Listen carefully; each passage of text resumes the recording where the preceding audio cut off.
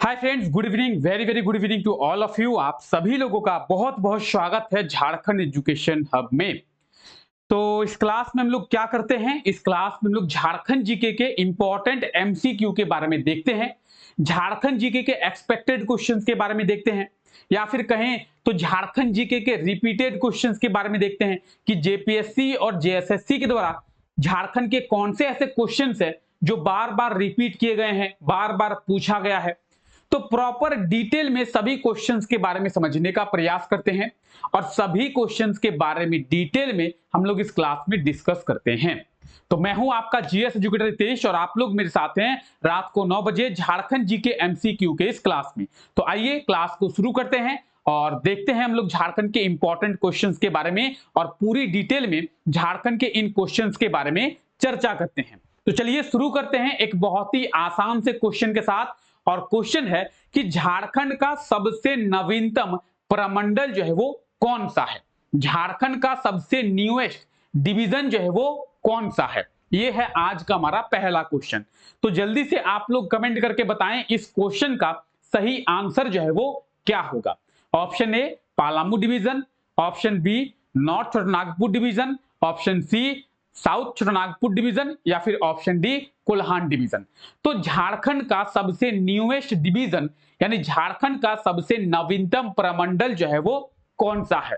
क्या होता है नवीनतम प्रमंडल, न्यूएस्ट डिवीजन का मतलब क्या है। तो झारखंड में जितने भी डिवीजन है उन सभी डिवीजन में से सबसे लास्ट में कौन से डिवीजन का फॉर्मेशन किया गया है, कौन से प्रमंडल का निर्माण किया गया है। तो जल्दी से एक बार कमेंट करके आप लोग बताएंगे क्या होगा इसका सही आंसर। झारखंड का सबसे नवीनतम प्रमंडल, झारखंड का न्यूएस्ट डिवीजन के बारे में आपसे पूछा जा रहा है। तो सही आंसर की बात करेंगे ऑप्शन डी कोल्हान प्रमंडल, कोल्हान डिवीजन इसका बिल्कुल सही आंसर हो जाएगा। झारखंड के सबसे नवीनतम प्रमंडल की बात करेंगे, न्यूएस्ट डिवीजन की बात करेंगे तो option D is the right answer of this question. ये जो है ऑप्शन डी बिल्कुल सही आंसर हो जाएगा, कोल्हान डिवीजन। आइए कोल्हान डिवीजन के बारे में जानते हैं। तो ये आप झारखंड के सभी डिवीजन को देख पा रहे हैं।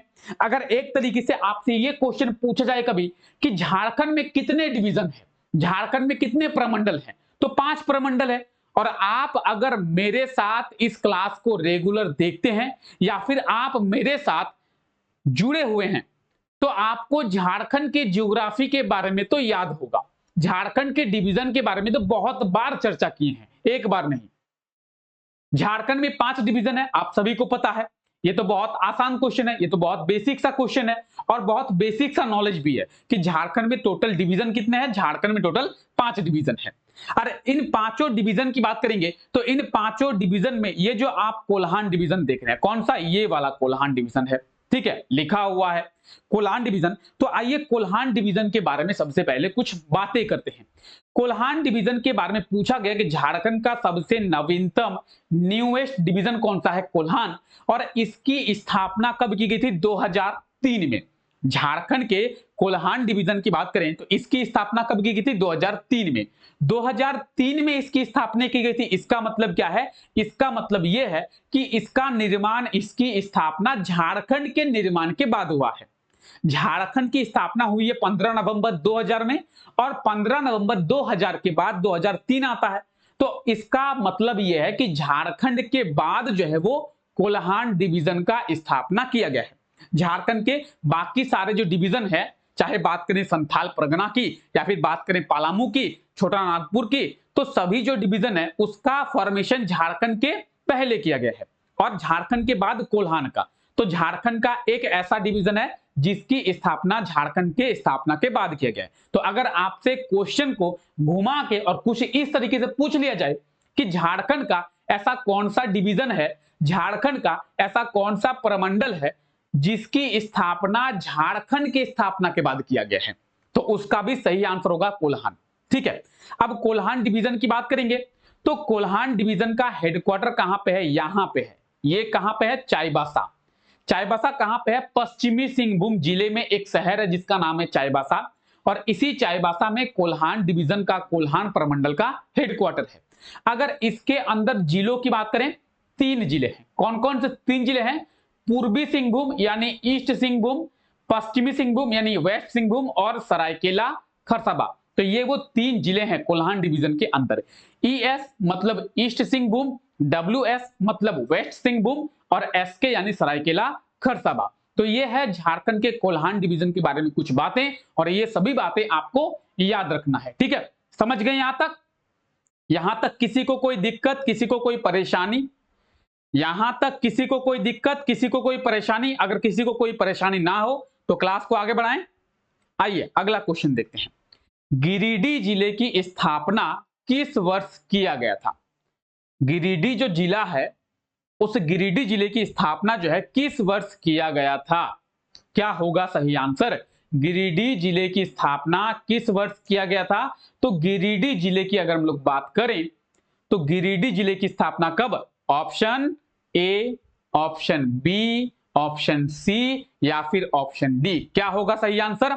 जल्दी से कमेंट करके बताएंगे आप लोग। गिरिडीह जिले की स्थापना जो है वो किस वर्ष? तो गिरिडीह जिले की अगर बात करें 1972 में, 1972 में।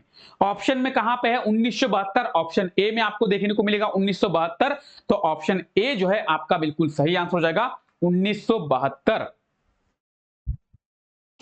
1972 ऑप्शन ए 1972 में। अब ये आप झारखंड का मैप देखिए, झारखंड का मैप तो आपको अच्छे से दिख रहा है।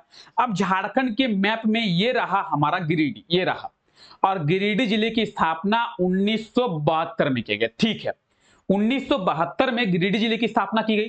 तो आपके मन में एक क्वेश्चन आना चाहिए, क्या कि सर अगर 1972 में गिरिडीह जिले की स्थापना की गई तो उसके पहले गिरिडीह को क्या कह के बुलाते थे? उससे पहले गिरिडीह जिला झारखंड का कौन सा पार्ट था? गिरिडीह जिला कौन से जिले का पार्ट था? तो उसके पहले गिरिडीह को हजारीबाग कहते थे। क्या कहते थे? हजारीबाग। यानी ये जो गिरिडीह आप अभी देख रहे हैं, वो गिरिडीह पहले हजारीबाग का पार्ट था। हजारीबाग से अलग किया गया और 1972 में गिरिडीह जिले की स्थापना की गई। अगर बात करेंगे इस वाले क्षेत्र की, जो आप अभी गिरिडीह के नाम से जानते हैं, इस वाले क्षेत्र को 1960 में, 1960 में क्या कहते थे? तो 1960 में हजारीबाग कहते थे। अगर बात करें 1970 की, तो 1970 में इस वाले एरिया को क्या कहते थे? तो हजारीबाग कहते थे। और 1972 में ये जिला जो है गिरिडीह बना, उसके पहले ये हजारीबाग था। तो अगर आपसे पूछा जाए कि गिरिडीह जिले की स्थापना किस जिले से अलग करके किया गया है, तो हजारीबाग से। ठीक है, आइए आगे देखते हैं। यहां तक सभी चीजें क्लियर है? चलिए आगे देखते हैं। हाल ही में किस राज्य सरकार के द्वारा प्रिंट मीडिया मॉनिटरिंग पोर्टल को शुरू किया गया है? ठीक है, प्रिंट मीडिया मॉनिटरिंग पोर्टल क्या है? प्रिंट मीडिया मॉनिटरिंग पोर्टल, इसके बारे में हम लोग समझेंगे। अगर किसी को इसका आंसर पता है तो कमेंट करके जरूर बताएं। आप में से किसी को अगर इसका आंसर पता है कि कौन से राज्य सरकार के द्वारा प्रिंट मीडिया मॉनिटरिंग पोर्टल को शुरू किया गया है, तो जल्दी से कमेंट करके बताएंगे क्या होगा इसका सही answer. What is the right answer of this question? What is the right answer of this question? इस क्वेश्चन का सही आंसर क्या होगा? तो option B is the right answer of this question. Option B जो है इसका बिल्कुल सही आंसर हो जाएगा झारखंड। झारखंड सरकार के द्वारा क्या किया गया है? तो झारखंड सरकार के द्वारा प्रिंट मीडिया मॉनिटरिंग पोर्टल शुरू किया गया है। क्या शुरू किया गया है? Print media monitoring portal.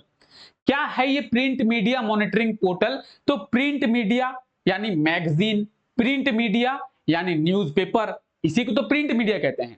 हम लोग क्या करते हैं? टीवी में आज तक देखते हैं, टीवी में जी न्यूज देखते हैं, इंडिया टीवी देखते हैं, एबीपी न्यूज देखते हैं, आर रिपब्लिक देखते हैं। ठीक है, रिपब्लिक भारत ऐसा कोई चैनल है ना, अर्नब गोस्वामी। ठीक है, तो वो क्या हो गया? वो हो गया हमारा इलेक्ट्रॉनिक मीडिया। वो क्या हो गया? Electronic media. ठीक है, हम लोग चाहे आज तक की बात करें, चाहे बात करें हम लोग जी न्यूज की, चाहे बात करें हम लोग इंडिया टीवी की, चाहे बात करें हम लोग रिपब्लिक भारत की, ठीक है, अर्नब गोस्वामी, तो वो कौन सा मीडिया होगा? वो हो गया हमारा इलेक्ट्रॉनिक मीडिया। और प्रिंट मीडिया न्यूज़पेपर, मैगजीन, यानी जो छपता है, जो प्रिंट होता है, उसे कहते हैं प्रिंट मीडिया। अब प्रिंट मीडिया मॉनिटरिंग पोर्टल क्या है? तो सरकार के बारे में, झारखंड सरकार के बारे में कौन सा प्रिंट मीडिया पे क्या सही गलत छप रहा है, इसके बारे में मॉनिटरिंग करने के लिए एक मॉनिटरिंग पोर्टल जो है वो शुरू हुआ है। क्या शुरू है? Monitoring portal. देखिए, आप कई सारे न्यूज़पेपर के बारे में जानते होंगे, दैनिक भास्कर, दैनिक Jagran, Prabhat Khabar, Amar Ujala, the Times of India, Hindustan Times, the Hindu, ठीक है, द इंडियन एक्सप्रेस, कई सारे न्यूज़पेपर है, बहुत सारे न्यूज़पेपर है। तो उन न्यूज़पेपर में झारखंड सरकार के विरुद्ध या फिर झारखंड सरकार के ऊपर क्या-क्या न्यूज़ जो है पब्लिश होती है, इस चीज के ऊपर मॉनिटरिंग करने के लिए झारखंड सरकार के द्वारा प्रिंट मीडिया मॉनिटरिंग पोर्टल जो है वो शुरू किया गया है। तो आई होप सो कि आपको समझ में आ गया होगा कि प्रिंट मीडिया मॉनिटरिंग पोर्टल क्या है, कौन से राज्य सरकार के द्वारा ये शुरू हुआ है। ठीक है, आइए आगे बात करें, आगे बढ़ें, क्लियर है आपको? चलिए आगे बढ़ते हैं।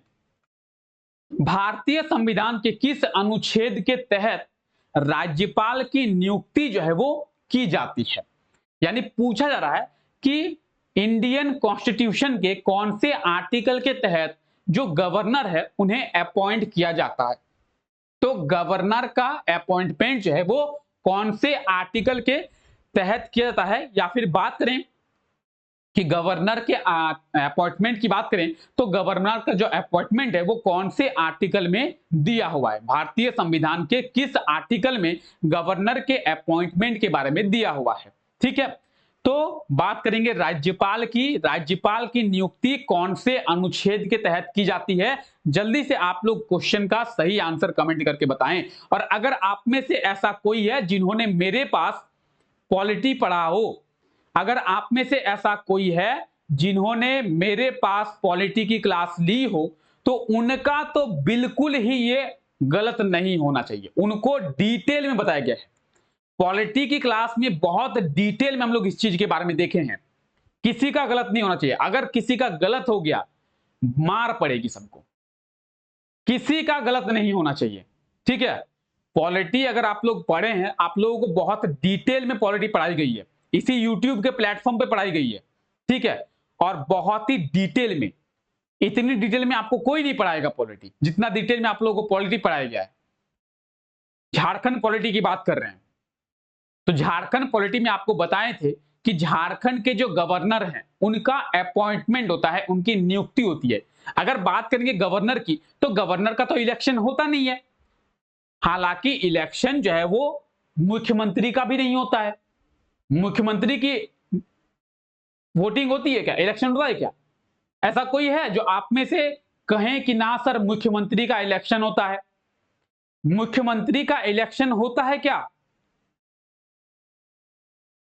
बात करेंगे चीफ मिनिस्टर की, मुख्यमंत्री की, तो मुख्यमंत्री का इलेक्शन होता है? कोई ऐसा है जो बोले कि मुख्यमंत्री का इलेक्शन होता है? और अगर किसी को ऐसा लगता है कि मुख्यमंत्री का इलेक्शन होता है सर, तो कौन से आर्टिकल के तहत होता है, एक बार कमेंट करके जरूर बताएं। देखिए, मुख्यमंत्री का इलेक्शन नहीं होता है, इलेक्शन होता है एमएलए का, विधायक का। चच्चा विधायक है हमारे, हालांकि हमारे चच्चा विधायक नहीं है। ठीक है, आप में से हो किसी के, हो सकता है कि आप में से किसी के चच्चा विधायक हो, लेकिन ऐसी बात है कि अगर किसी के चच्चा विधायक होते तो वो इस क्लास में नहीं होता। तो मे बी कि आप लोगों के चच्चा भी विधायक नहीं होंगे, क्योंकि जिसके चच्चा विधायक होंगे वो हमारे क्लास में तो प्रेजेंट होगा नहीं। ठीक है, और हमारे चच्चा भी विधायक नहीं है, तो ये तो हम लोग कह नहीं सकते कि चच्चा विधायक है हमारे। और इलेक्शन की बात करें, विधायक के इलेक्शन होती है, विधायक का। ठीक है, और जिस पार्टी की मेजोरिटी होती है, जिस पार्टी के पास सबसे ज्यादा विधायक होते हैं, उस पार्टी को, उस पार्टी के जो सदस्य हैं, उस पार्टी के जो मेंबर है, उन्हें गवर्नर जो है अपॉइंट करती है, क्या चीज के रूप में? मुख्यमंत्री के रूप में। तो बात करेंगे हम लोग मुख्यमंत्री की, तो मुख्यमंत्री का भी अपॉइंटमेंट होता है, उनकी नियुक्ति होती है। किनके द्वारा की जाती है? तो राज्यपाल के द्वारा, गवर्नर के द्वारा मुख्यमंत्री की नियुक्ति होती है। मुख्यमंत्री का इलेक्शन नहीं होता है, प्रधानमंत्री का इलेक्शन नहीं होता है। ठीक है, हम लोग विधानसभा के सदस्य चुनते हैं, और वो विधानसभा के सदस्य जो है वो मुख्यमंत्री को अपना मेंबर बनाते हैं।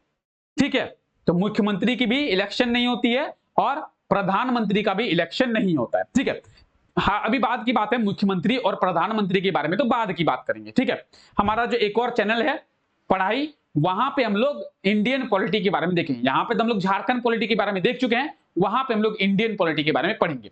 तो हम लोग बात कर रहे थे कि गवर्नर के अपॉइंट के बारे में आर्टिकल 155 155 में दिया हुआ है।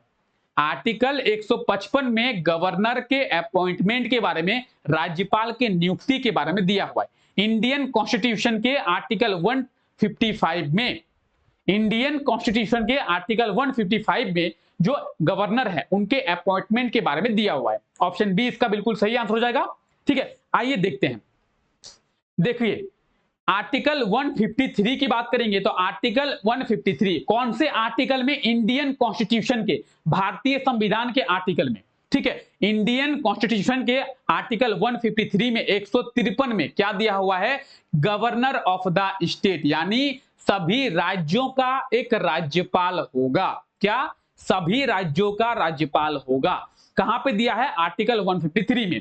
वहीं बात करेंगे आर्टिकल 154 की, तो यहां पे दिया हुआ है एग्जीक्यूटिव हेड ऑफ स्टेट, यानी जो गवर्नर हैं वो किसी भी स्टेट के एग्जीक्यूटिव हेड होंगे, कार्यकारी अध्यक्ष होंगे, कार्यकारी प्रधान होंगे।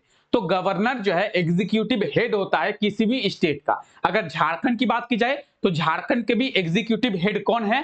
तो वो है झारखंड के गवर्नर सीपी राधाकृष्णन, अभी झारखंड के प्रेजेंट टाइम के गवर्नर है। ठीक है, तो उसके बाद बात करेंगे आर्टिकल 155 की 155 की। तो क्या लिखा हुआ है आप लोग पढ़िए, अपॉइंटमेंट ऑफ द गवर्नर। क्या? गवर्नर की नियुक्ति। क्या? गवर्नर की नियुक्ति। और वहीं पे दिया हुआ है मोर देन वन स्टेट, यानी एक से ज्यादा राज्यों के लिए भी गवर्नर की नियुक्ति जो है वो हो सकती है। यानी 2 राज्यों का भी एक गवर्नर हो सकता है, 3 राज्यों का भी एक गवर्नर हो सकता है। तो ऐसा नहीं है कि एक राज्य का एक ही गवर्नर होगा या फिर एक गवर्नर जो है वो एक ही राज्य को संभाल सकता है। 2 राज्यों का भी एक गवर्नर हो सकता है, 3 राज्यों का भी एक गवर्नर हो सकता है। तो appointment of the governor article 155 में दिया हुआ है और कहा गया है मोर देन वन स्टेट, यानी एक से ज्यादा राज्यों का गवर्नर जो है वो हो सकता है। वहीं पे बात करें आर्टिकल 156 की, तो गवर्नर के टेन्योर के बारे में दिया हुआ है, इनके कार्यकाल के बारे में दिया हुआ है। हालांकि गवर्नर का कोई कार्यकाल नहीं होता है। अगर राष्ट्रपति उसके ऊपर खुश है, राष्ट्रपति उसके ऊपर गदगद है, तो उनकी नियुक्ति बार बार की जा सकती है। ऐसा नहीं है कि गवर्नर 5 साल के लिए ही बनता है, 5 साल के बाद उसे फिर से बनाया जा सकता है। मान लेते हैं कि झारखंड के अभी गवर्नर है सीपी राधाकृष्णन, इनके ऊपर राष्ट्रपति खुश हैं, तो फिर से सीपी राधाकृष्णन को झारखंड का गवर्नर बनाया जा सकता है। ठीक है, और गवर्नर के लिए कोई भी मैक्सिमम एज या फिर कोई मिनिमम एज जो है वो निर्धारित नहीं है।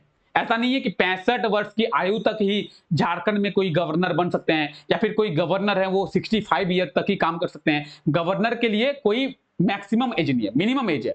ठीक है, 35 ईयर, लेकिन मैक्सिमम एज नहीं है।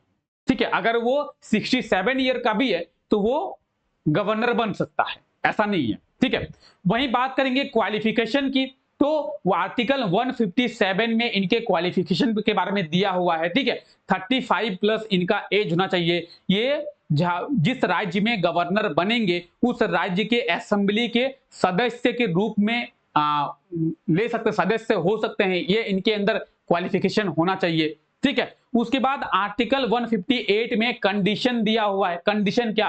कि वो जो है दिवालिया नहीं होना चाहिए, वो जो है चोर फ्रॉड नहीं होना चाहिए, वो जो है दूसरे किसी सरकारी जो लाभ है उसका लाभ उसको सरकारी, दूसरा किसी सरकारी चीज का लाभ उसको नहीं मिलना चाहिए। तो ये सब कंडीशंस है, हम लोग झारखंड के पॉलिटी में पढ़े हैं।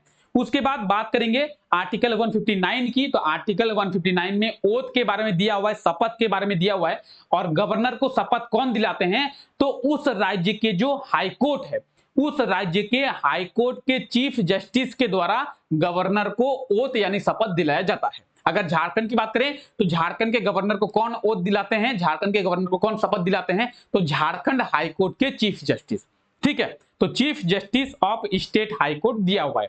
आर्टिकल 160 में दिया हुआ है सेपरेशन के बारे में। ठीक है, और 161 में पार्डनिंग पावर के बारे में दिया हुआ है, क्षमादान के बारे में दिया हुआ है। तो ये कुछ आर्टिकल है गवर्नर के बारे में। हालांकि झारखंड के पॉलिटी में हम लोग डिटेल में पढ़े हैं, इन सभी आर्टिकल के बारे में डिटेल में देखे हैं। ठीक है, चलिए किस वर्ष जो है शिबू सोरेन झारखंड में पहली बार मुख्यमंत्री बने थे? शिबू सोरेन किस वर्ष झारखंड में पहली बार मुख्यमंत्री बने थे? क्या होगा इसका सही answer? Option A, option B, option C या फिर ऑप्शन डी? 2000, 2001, 2003, 2005। तो शिबू सोरेन जो है झारखंड के फर्स्ट चीफ मिनिस्टर, झारखंड के बोले, झारखंड में फर्स्ट चीफ मिनिस्टर कब बने थे? पहली बार जो है मुख्यमंत्री शिबू सोरेन झारखंड के कब बने थे? तो क्या होगा इसका सही आंसर? शिबू सोरेन, शिबू सोरेन जी। अगर शिबू सोरेन की बात करेंगे तो ये झारखंड में पहली बार मुख्यमंत्री कब बने थे? 2005 में। कब? 2005 में। ऑप्शन डी इसका बिल्कुल सही आंसर हो जाएगा, 2005। शिबू सोरेन झारखंड में पहली बार मुख्यमंत्री बने थे 2005 में। आप यहां पे देखेंगे झारखंड निर्माण के साथ झारखंड के पहले मुख्यमंत्री बनते हैं बाबूलाल मरांडी, झारखंड के दूसरे मुख्यमंत्री बनते हैं अर्जुन मुंडा और झारखंड के तीसरे मुख्यमंत्री बनते हैं शिबू सोरेन। आप देख सकते हैं। आप अगर झारखंड में शिबू सोरेन के कार्यकाल को देखेंगे तो 2 मार्च 2005 में ये झारखंड के मुख्यमंत्री बनते हैं पहली बार। कब? 2 मार्च 2005 में ये झारखंड के मुख्यमंत्री बनते हैं। क्या? पहली बार। और ये जो है 12 मार्च 2005 तक झारखंड के मुख्यमंत्री रहते हैं, महज 10 दिनों के लिए रहते हैं। तो शिबू सोरेन 2005 में झारखंड के मुख्यमंत्री जो है वो बनते हैं। शिबू सोरेन, तो आप ये देख सकते हैं शिबू सोरेन, इन्हें गुरुजी, इन्हें दिसम गुरु, कई सारे नामों से जाना जाता है। शिबू सोरेन का बहुत अहम योगदान भी देखने को मिलता है झारखंड के निर्माण में।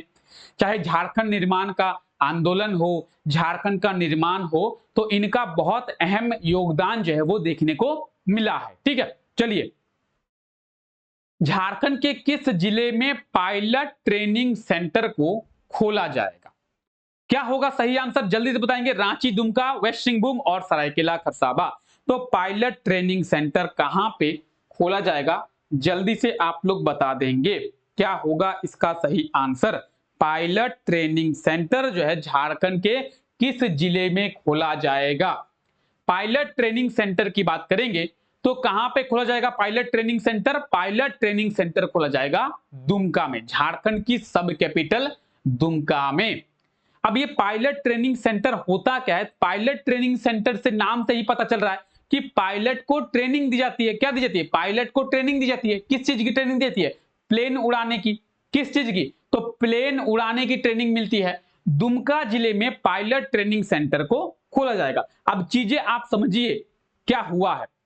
दुमका जिले में जो पायलट ट्रेनिंग सेंटर खोला जाएगा,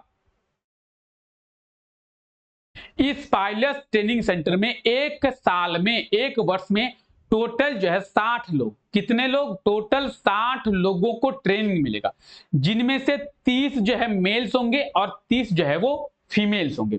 एक साल में इस पायलट ट्रेनिंग सेंटर में टोटल जो है 60 लोगों को ट्रेनिंग मिलेगा और इन 60 लोगों में से 30 जो है वो फीमेल होंगे और 30 जो है वो मेल्स होंगे। ठीक है, आप समझ गए, 30 मेल और 30 फीमेल। और इन 30 में से 15 मेल, क्या? 15 मेल और 15 फीमेल को फ्री में क्या में? फ्री में पायलट की ट्रेनिंग मिलेगी। ठीक है, अब देखिए समझिए, टोटल 60 लोगों को पायलट का ट्रेनिंग जो है दिया जाएगा, जिसमें से 30 मेल और 30 फीमेल होंगे और इन 30 मेल में से 15 मेल और 30 फीमेल में से 15 फीमेल को फ्री में झारखंड सरकार पायलट की ट्रेनिंग देगी। अब इन 15 मेल और 15 फीमेल यानी 30 लोगों को फ्री में क्यों देगी? तो झारखंड सरकार इसलिए देगी क्योंकि ये लोग संथाल परगना जिले के रहने वाले हैं। कहां के? संथाल परगना जिले के रहे, संथाल परगना प्रमंडल के रहने वाले, संथाल परगना प्रमंडल के। झारखंड सरकार कह रही है, ये झारखंड सरकार का कहना है कि संथाल परगना प्रमंडल में बहुत ही डेवलपमेंट जो है, विकास जो है वो बहुत ही कम हुआ है, इसीलिए वहां के 30 लोगों को, जिनमें से 15 जो है मेल है और 15 जो है फीमेल है, उनको फ्री में ट्रेनिंग कराया जाएगा और बाकी 30 लोग, जिसमें से 15 मेल और 15 फीमेल बचे हुए हैं, वो लोग अपने खर्चे से करें। अब मुझे ये कंडीशन समझ में नहीं आया, हालांकि अगर आपको करना चाहिए तो आप गरीबी के आधार पर कर सकते हैं कि जो लोग गरीब हैं उन्हें ही हम लोग क्या करेंगे, फ्री में ट्रेनिंग देंगे। ऐसा भी हो सकता है कि संथाल परगना प्रमंडल में कोई करोड़पति है, ठीक है, और उसको भी इसका लाभ मिलेगा, तो क्या ही फायदा हो जाएगा। और मानते हैं कि पलामू डिवीजन में कोई गरीब है, ठीक है, तो उसको भी इसका लाभ नहीं मिल पाएगा। चाहे बात करें कोल्हान डिवीजन की, कोल्हान प्रमंडल में कोई गरीब है तो उसको इसका लाभ नहीं मिलेगा। तो गरीबी के आधार पर ये करना चाहिए था। हालांकि झारखंड सरकार क्या सोच के की है ये तो झारखंड सरकार को पता होगा। तो जो संथाल परगना प्रमंडल है इसके 30 लोगों को इसका लाभ जो है अच्छे से मिलेगा, फ्री में, ठीक है। चलिए, निम्न में से कौन सा जिला किसी भी राज्य के साथ सीमा जो है वो नहीं बनाता है, ठीक है। कौन सा ऐसा जिला है जो किसी भी राज्य के साथ अपनी बाउंड्री जो है वो नहीं बनाती है, बाउंड्री जो है वो नहीं शेयर करती है, और ऑप्शन में आपको दिया हुआ है। तो ऑप्शन में दिया हुआ है गढ़वा, पलामू, हजारीबाग और लोहरदगा। क्या होगा इसका सही आंसर? अगर आप लोगों को झारखंड का मैप याद होगा तो आपको पता होगा इसके बारे में। झारखंड का मैप अगर आपको याद होगा तो आप इस क्वेश्चन का आंसर जो है बहुत ही आसानी से दे सकते हैं। झारखंड का कौन सा जिला जो है वो दूसरे स्टेट के साथ बाउंड्री शेयर नहीं करती है? ऑप्शन ए में दिया हुआ है गढ़वा, ऑप्शन बी में दिया हुआ है पलामू, ऑप्शन सी में दिया हुआ है हजारीबाग और ऑप्शन डी में दिया हुआ है लोहरदगा। तो कौन सा जिला, अगर आप झारखंड का मैप याद करेंगे तो आपको पता चलेगा ऑप्शन ए गढ़वा दिया हुआ है। तो गढ़वा 3 राज्यों के साथ बाउंड्री शेयर करता है, बिहार, उत्तर प्रदेश, छत्तीसगढ़। गढ़वा नहीं हो सकता है। पलामू की बात करें तो पलामू जो है किसके साथ, पलामू जो है बिहार के साथ अपनी बाउंड्री शेयर करती है, तो पलामू भी नहीं हो सकता है। हजारीबाग की बात करें तो हजारीबाग भी बिहार के साथ अपनी बाउंड्री को शेयर करती है, तो हजारीबाग भी नहीं हो सकता है। तो बचा हुआ है क्या? Option D. ऑप्शन डी इसका बिल्कुल सही आंसर हो जाएगा, लोहरदगा। झारखंड में ऐसे 2 जिले हैं जो किसी भी राज्य के साथ अपनी बाउंड्री नहीं शेयर करती है या फिर दूसरे राज्यों के साथ अपनी बाउंड्री नहीं बनाती है। पहला तो हो गया लोहरदगा, दूसरा हो गया खूंटी जिला। कौन सा जिला? खूंटी। देखिए, ऑप्शन में दिया हुआ था पलामू, तो आप जब यहां पे देखेंगे, पेन का कलर चेंज करते हैं, रुक जाइए, रेड। ये देखिए पलामू, ये है पलामू, तो ये बिहार के साथ, ये देखिए ये है हजारीबाग, ये भी बिहार के साथ। और क्या हुआ दिया था? ऑप्शन में दिया हुआ था गढ़वा, तो ये है गढ़वा और ये 3 राज्यों के साथ, और ये है लोहरदगा। तो देखिए लोहरदगा किसी भी राज्य के साथ सीमा को साझा नहीं कर रहा है। जिस तरीके से लोहरदगा नहीं करता है उस तरीके से आप यहां पे देख सकते हैं, यहां पे है खूंटी, और खूंटी भी किसी राज्य के साथ अपनी जो बाउंड्री है वो नहीं शेयर करती है, ठीक है। चलिए अगला क्वेश्चन देखते हैं। झारखंड के प्रथम गैर आदिवासी मुख्यमंत्री कौन बने थे? झारखंड के प्रथम गैर आदिवासी मुख्यमंत्री जो है वो कौन बने थे? ऑप्शन ए में दिया हुआ है रघुवर दास, ऑप्शन बी में दिया हुआ है द्रौपदी मुर्मू, ऑप्शन सी में दिया हुआ है हेमंत सोरेन जी, और ऑप्शन डी में दिया हुआ है बाबूलाल मरांडी। तो झारखंड के प्रथम गैर आदिवासी मुख्यमंत्री जो है वो कौन बने थे? जल्दी से आंसर दे कमेंट करके।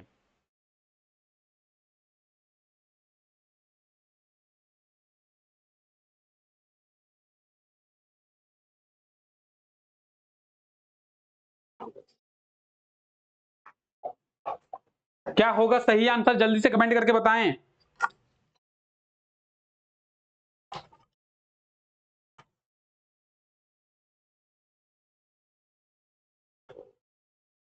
देखिए इसका सही आंसर क्या होगा?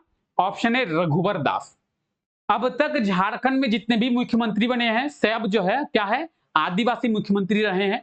चाहे बात करेंगे हम लोग बाबूलाल मरांडी की, चाहे बात करेंगे अर्जुन मुंडा की, शिबू सोरेन की, हेमंत सोरेन की, मधु कोड़ा की, तो ये सब सभी जो है झारखंड के आदिवासी मुख्यमंत्री हैं। और झारखंड के पहले गैर आदिवासी मुख्यमंत्री बने हैं कौन? रघुवर दास। कब बने हैं? 2014 में, ठीक है। तो आप ये देखेंगे रघुवर दास जो कि झारखंड के 10वें मुख्यमंत्री बने हैं 2014 में, और ये झारखंड के पहले गैर आदिवासी मुख्यमंत्री बने हैं, ठीक है। चलिए आगे देखते हैं।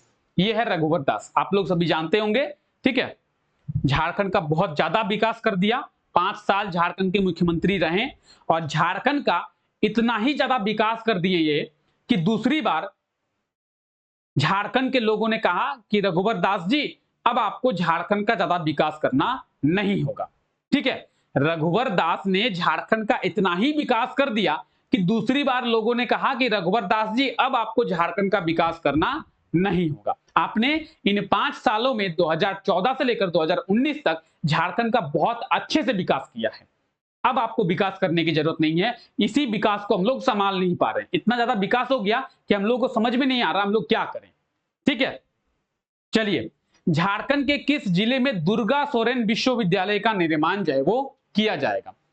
झारखंड के कौन से जिले में दुर्गा सोरेन विश्वविद्यालय का निर्माण किया जाएगा? क्या होगा सही आंसर? दुर्गा सोरेन कौन थे? दुर्गा सोरेन कौन थे? तो हेमंत सोरेन आप लोग सभी जानते हैं झारखंड के मुख्यमंत्री हैं, उनके बड़े भाई थे। ठीक है, और बात करेंगे शिबू सोरेन की, तो शिबू सोरेन के बड़े पुत्र थे। ठीक है, कौन? दुर्गा सोरेन। इनका देहांत हो गया है, इनकी मृत्यु हो चुकी है। तो इनके नाम से झारखंड में एक विश्वविद्यालय यानी यूनिवर्सिटी का निर्माण किया जाएगा। तो झारखंड के कौन से जिले में दुर्गा सोरेन यूनिवर्सिटी का निर्माण किया जाएगा? इसका सही आंसर क्या होगा? तो इसके सही आंसर की बात करेंगे, क्या होगा सही आंसर? Option D, Deoghar. कहां पे? देवघर में। ऑप्शन डी इसका बिल्कुल सही आंसर हो जाएगा, देवघर। दुर्गा सोरेन की बात करेंगे, कुछ इस तरीके से दुर्गा सोरेन विश्वविद्यालय का निर्माण किया जाएगा। ठीक है, आप एग्जैक्टली यही मत सोचिएगा कि यही जो है दुर्गा सोरेन विश्वविद्यालय है, ये नहीं है। और दुर्गा सोरेन आप देख सकते हैं हेमंत सोरेन के बड़े भैया थे दुर्गा सोरेन। ठीक है, और इनके नाम से एक विश्वविद्यालय का निर्माण जो है वो किया जाएगा। कहां पे? देवघर जिले में। ठीक है, आइए, झारखंड के किस जिले में रामरेखा धाम स्थित है? रामरेखा धाम, बहुत अनोखी कहानी है रामरेखा धाम की। तो कहां पे स्थित है रामरेखा धाम? किसी को पता है रामरेखा धाम कहां पे है? किसी को पता है? रामरेखा धाम की अगर बात करें तो ऐसा माना जाता है कि जब भगवान श्री राम माता सीता और लक्ष्मण के साथ कहां गए थे? वनवास गए थे।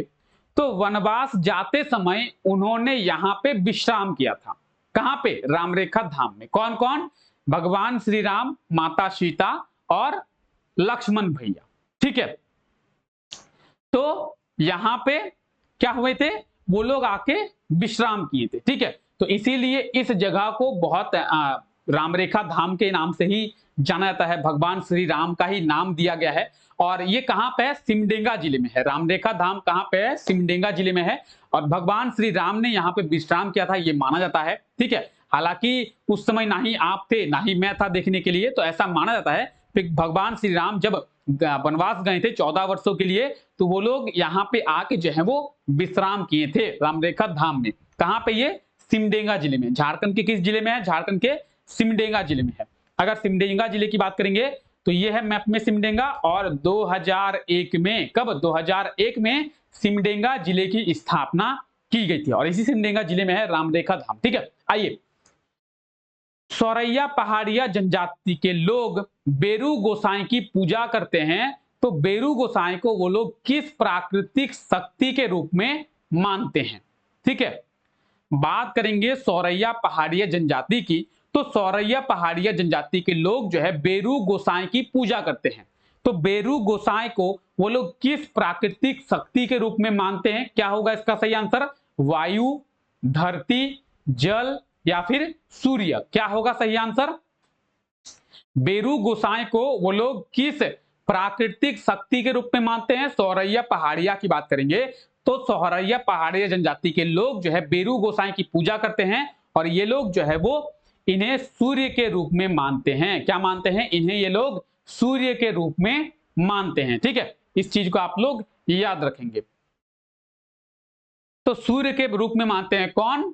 सौरैया पहाड़िया के लोग। ठीक है, हाल ही में किस कोल कंपनी के द्वारा 8000 करोड़ की NTST मेगा प्रोजेक्ट को शुरू किया गया है? ठीक है,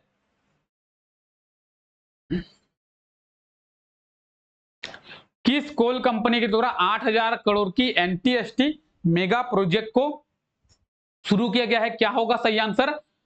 जल्दी से बताएंगे क्या होगा सही आंसर? किसी को पता है इसका सही आंसर जो है वो क्या होगा? तो इसके सही आंसर की अगर हम लोग बात करें, ऑप्शन जो है बी इसका बिल्कुल सही आंसर हो जाएगा, BCCL, Bharat coking coal limited. BCCL के द्वारा कोयले के प्रोडक्शन को, कोयले के उत्पादन को बढ़ाने के लिए 8,000 करोड़ की एक मेगा प्रोजेक्ट जो है वो शुरू किया गया है। बीसीसीएल यानी भारत कोकिंग कोल लिमिटेड, और ये कोल इंडिया की एक सहायक कंपनी है। बीसीसीएल की बात करेंगे तो 1972 में 1972 में बीसीसीएल की स्थापना की गई थी। और झारखंड में ये कहां पे है? झारखंड में ये धनबाद में है। कहां पे है? धनबाद में। इसका हेडक्वार्टर धनबाद में। ठीक है।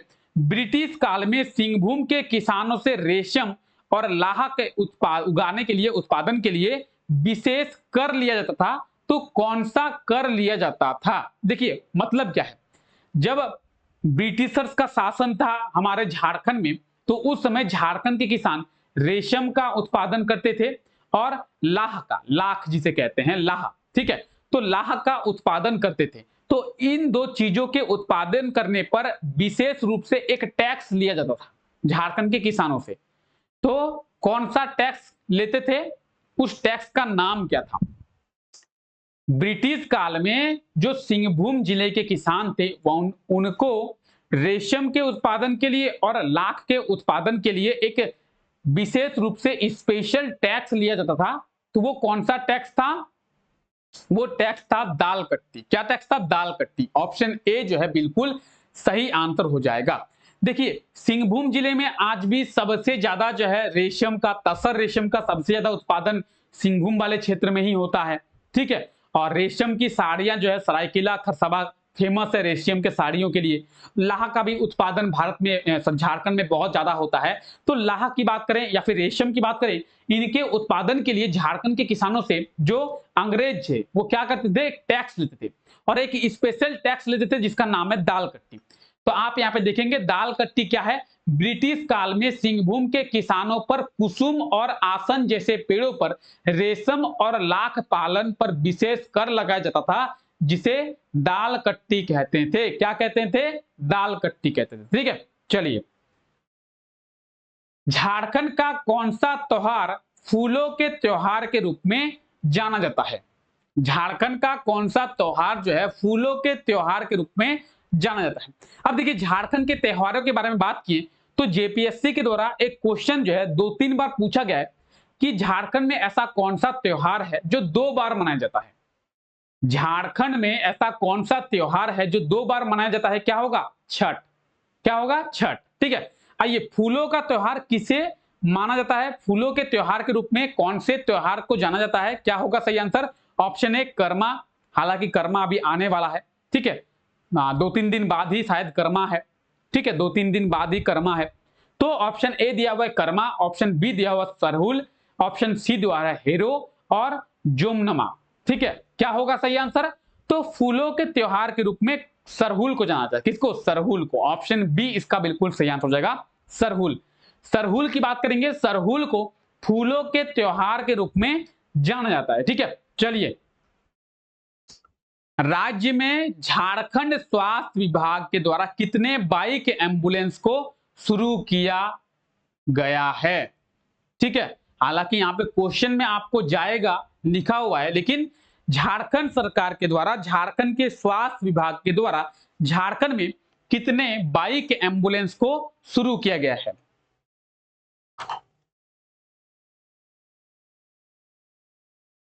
क्या होगा सही आंसर? जल्दी से बताएंगे।